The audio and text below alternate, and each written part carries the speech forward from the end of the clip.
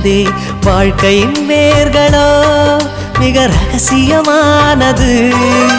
ரகசியம் காண்பதே நம் அவசியமானது. தேடல் உள்ள உயிர்களுக்கே தினமும் பசி இருக்கும். தேடல் என்பது உள்ளவரை வாழ்வில் ருசி இருக்கும். பாடல் போல தேடல் கூட ஒரு சுகமே. இசை பாடி வரும் இளம் காற்றுக்கு உருவமில்லை. காற்றலை இல்லை என்றால் ஒரு பாட்டொலி கேட்பதில்லை.